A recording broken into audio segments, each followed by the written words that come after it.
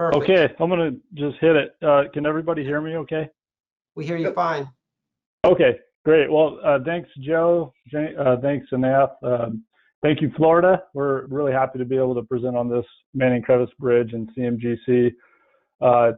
Just a picture speaks 1,000 words there. Look at that picture, that bridge. You don't have to be a civil engineer to, see that it's a beauty. So kind of once in a lifetime type project. This project fell right into the playbook for a CMGC contract type. I really thank God I was able to be part of this project so early in my career. I did 10 years in the construction branch for Western Federal Lands Highway Division, and I was the project engineer on this project, boots on the ground for 2 years in this small town in central Idaho, Riggins, Idaho. So now I'm working for ITD, but this was a Western Federal Lands project as the owner. It's relatively small, $10 million thereabouts for a CMGC project compared to some of these others that have been shared today by these great presentations. But no less different are the fundamentals and principles and framework for CMGC.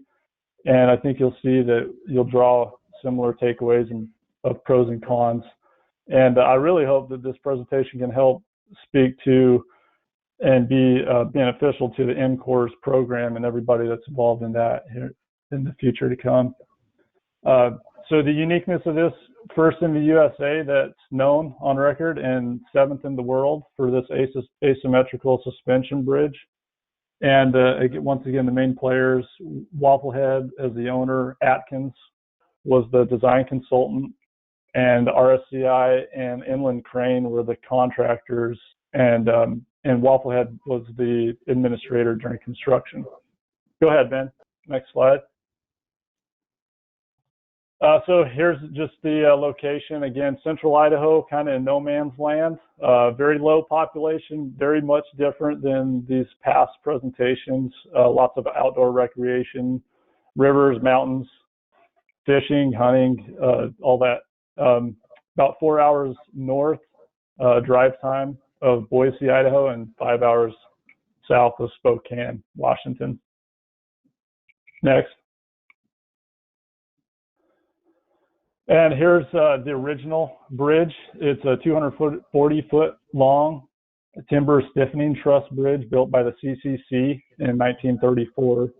And you can see even the old model 1930s era vehicle crossing the bridge there. Next. Now here's the bridge that we came on site on during our pre-construction and our kickoff meetings and plan and hand review meetings. This was the bridge as we saw it. They had upgraded the girders to steel edge girders over time since 1934, replaced them with the steel girders. The next slide is the plan view of the new bridge that we put in. You can see here the approaches were a big deal with getting being too sharp, not being able to get wrapped in vehicles and any kind of trucks pulling jet boats or longer vehicles to swing across the radius of the approaches. And so the darker brown is the new bridge, the lighter brown is the old bridge alignment. And notice the tangent alignment for the cable system, flared decks at the approaches in order to get the vehicle turning, tracking and oversteer, and you'll see in the pictures to come just such a tight construction area. Next. Elevation view, 75-foot steel tower and 300-foot long, so it's 60-foot longer span than the original. Next. Here's the typical section of the bridge, cross section. It's a single lane bridge, small ADT, but it matches the corridor and the context that's the surrounding area of the Salmon River. The aesthetics, it's not too modern compared to some of the other alternatives that Atkins came up with, like, for example, a cable stay bridge. That looked it didn't fit the corridor.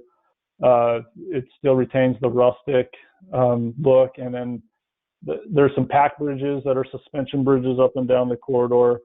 And for constructability, a really simple stacked steel frame system to build. Next.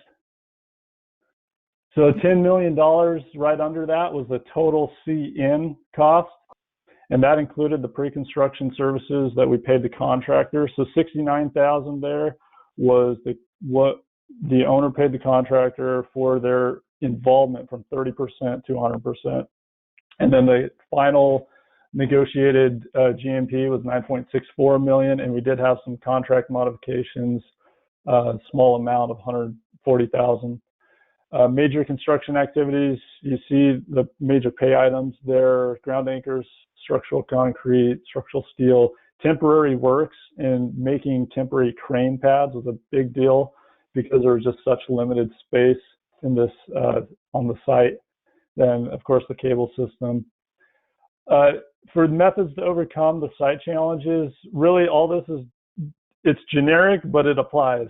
It really comes down to the common theme of critical for all successes, no matter what industry you're in: planning, preparing, collaborating, and in this case, with being CMGC, collaborating, teamwork, engaging, being proactive. Don't sit on the sidelines, ask questions and get involved. And we had a very successful engagement with Atkins, who were excellent designers and expertise, our contractors in how to build the project and their innovative ideas. And then the owner, I'll brag on Western Federal Lands, really had a good outside the box view on how to get this project accomplished. Go ahead, Ben. Yep, so we'll step through just a little bit of how we approach the CMGC. Why do we go with CMGC? Some of the benefits we saw, and then lessons learned. So we are Federal Highways. We're a branch of Federal Highways, delivers projects. So we work in the western states, Alaska, through kind of Yellowstone National Park, with federal agencies delivering their transportation, parts of their transportation program. So this was a Forest Service bridge that we replaced. As we get into kind of our process as we think about CMGC, we've done it both ways. On this particular bridge, we did have the A&E consultant as the designer. We've done other projects where we've been in-house as the designer. Smith River Bridge in California was one our sister office did, where they were the designer. But similar where we, as others have spoke about the CMGC, having the design services from the contractor, contract with them. Right about 30% design phase, so there's a little bit of meat on the bone. We went through looking at the selection criteria, major bridges constructed, remote work, suspension bridges, evaluating them as others have talked about already, and then looking at that kind of then looking at the sealed cost GMP at that 30% stage. And again, having the contractor as part of the team from 30% on was a great benefit to the project. Just innovations and access. How are they going to get the equipment to the site and whatnot? We also had an independent cost estimate from a third consultant. So we actually had 3 contracts. We had the ICE, we had the A&E lead designer, and then we had the contractor. So independent ICE there. And I do want to give a shout out to Utah DOT. I cannot remember Larry. I'm forgetting his last name now, but we definitely got this, since this was one of our first CMGC projects, got mentored by Utah DOT through the process, and that was definitely appreciated. At each milestone, we would get an ICE, a GMP from the contractor, and then the engineer's estimate, and similar to others, work to reconcile that and then negotiate the final guaranteed maximum, or again, as others have said, go out for competition. Jesse, did you want to talk about the schedule of values at all? How that worked? No. Okay. So why do we choose CMGC? Again, getting that contribution from the contractor early on. How are they going to build it? You know, as the engineers, we can make assumptions, but a lot of that risk, a lot of those unknowns come into play. For us, just again, the tight work environment, being a unique bridge, and just trying to manage that changes during construction was a big one. You know, this was a 24-month build. They worked out there all year. I know they burned in the summer and froze in the winter. As you can see here in this photo, some of the benefits for us, you know, working in a wild and scenic river, was getting a lot of this environmental permitting done ahead of time. So we knew where the contractor was going to put their cranes, what in-water work they were going to have. As the designer on the owner side, we'd assumed hardly any in-water work, but they said, you know, they came back with innovation. Hey, we've got to set this crane pad here. So we got all that cleared ahead of time so they could hit the ground running. This is a big one too. You know, we have often we'll pay for constructability reviews from contractors. You know, they come in, we'll do a workshop on our project, and then they kind of leave. And really the cost benefit there, we almost you know, we pay almost the same amount as we pay for this CMGC design services, and why not have the contractor as a partner through the whole design phase and really build that foundation for a successful project. We did like being as the owner's rep, having that little bit of a gatekeeper, I guess, to have the consultant on one side and the engineer and the contractor on the other side, and have a little bit more control over the direction of changes and whatnot. And then just that big, as I already mentioned, the spirit of partnership during design and construction really was fostered. Okay, great. So some lessons learned, balancing the innovative ideas from the contractor with narrowing methods. You don't want to narrow the methods. So you always want to have in the back of your mind, if this has to go off ramp, we have to keep it general enough for being in a regular design bid build environment. So that's kind of interesting to have that in the back of your mind. The contractor's expertise, having them in the room should improve your overall contract quality, cost, and schedule. This method really encourages the innovation and ingenuity and totally streamlines the process. That's what I really appreciated about it.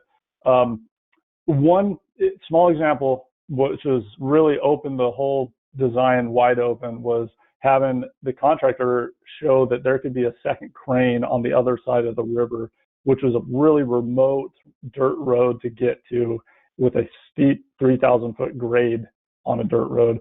And we, as the owner and the design consultant, we didn't even think that was a possibility. We're thinking we're going to have to somehow get all the materials across the river by some kind of temporary system of cables. But we were able to get a crane on this other side of the river, and that, I mean, just valuable right there by having a contractor in the room. Theoretically, zero contract modifications or change orders, that's been mentioned so far. I think what I'd encourage the group and anybody interested in CMGC to think about is what constitutes a significant change in the scope, and explore that in writing the contract language for your contract before even bringing on the CMGC. And establish those expectations early, because it can easily get back into feeling somewhat like a traditional contract. So another thing though is for this case that was successful for us, CMGC, it was an appropriate method, and when you have overwhelming design, but even I think in this case more constructability concerns and challenges. And like it's been mentioned before all today by the other presenters, this environment requires trust and transparency and teamwork. But if everybody can get past that and open up, be somewhat vulnerable, realize there's a lot of talented professionals in the room, put them all in the same room, think outside the box, be proactive, have adaptability and flexibility, get that buy-in, by all parties, and you're going to have a really good partnering atmosphere. It's just so invaluable to have that talented, conscientious, hardworking team for success. The people and the firms, companies involved, for them to work together, I think it's, from what I can tell, you either have it or you don't. And maybe it'll develop some over time. I mean, you got to hope that it will, but it's really important to set it up right at the beginning, be on a good foundation there. And then one other thing, risk and opportunity and innovation register, that was a thing in the pre-construction, and that was a really important thing. I've heard that by other presenters that some of the risk is shared, which it is mutually, but the goal was to minimize it, mitigate it, and squash out that risk so it is minor by the time that you're all done with the development of the project. That's all. Go ahead, Ben. Yeah, that's good. I think you covered it. Any questions? All right. I did get, I know we're past time, Anath, but I did get one question earlier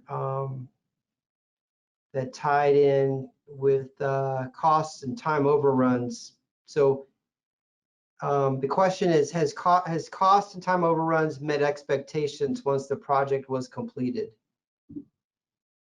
That's the question. And specifically for this, specifically for the bridge for Manning Crevice. Okay. All right. Yep. Okay. All right. I mean, that's all I had. That's all I had on my side now. As far as questions. Yeah. Thank you. Thank you both for presenting it.